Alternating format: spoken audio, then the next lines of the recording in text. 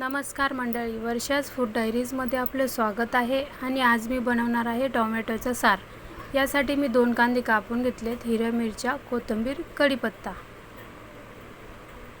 तेल घेतले, अद्रक लसूणची पेस्ट, 6 ते 7 टोमॅटोची प्युरी बनवून घेतली आहे.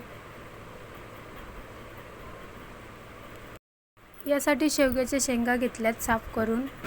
लागणारे मसाले आहेत मोहरी, जिरं, गरम मसाला, हळद, मिरची पावडर, धने पावडर आणि मीठ. चला तर मग रेसिपीला सुरुवात करूया. कढईमध्ये तेल गरम करून घ्यायचं आहे. तेल चांगलं गरम झालं की त्यामध्ये मोहरी घालायची आहे. मोहरी चांगली तडतडली की त्यामध्ये जिरं घालायचं आहे. जिरं पण चांगलं फ्राय करून घ्यायचं आहे.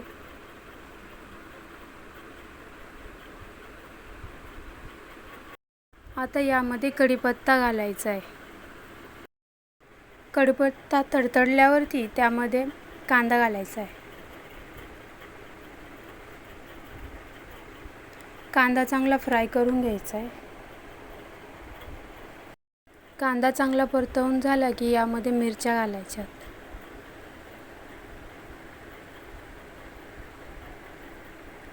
गरमीमध्ये जेवण जात नाही, पण अशा पद्धतीने टोमॅटोचा सार बनवला तर सर्वजण आवडीने नक्की खातील. यामध्ये कोथिंबीर घालून मिक्स केले. आता अद्रक लसूणची पेस्ट घालायची आहे आणि हे पूर्ण परतवून घ्यायचं आहे.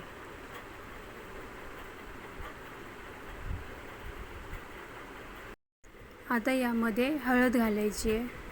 1 टीस्पून मी हळद घालते आहे. 2 टीस्पून मिरची पावडर घालणार आहे.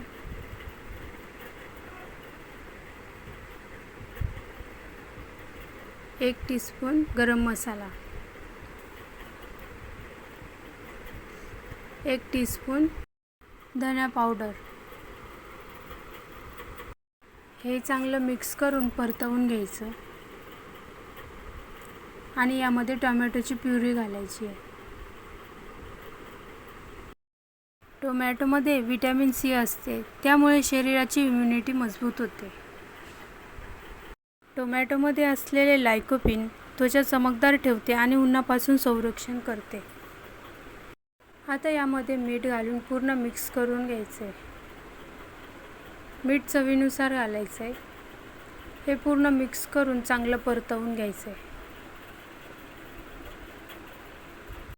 हे चांगलं 5 ते 7 मिनटं मी परतवून घेतले.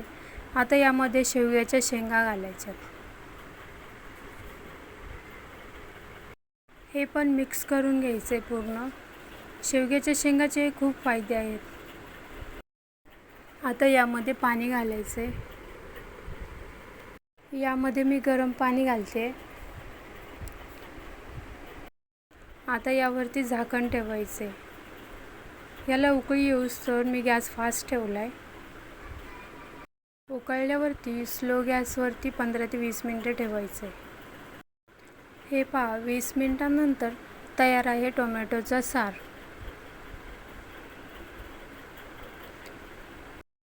अशा पद्धतीने बनवून पहा टोमॅटोचा सार.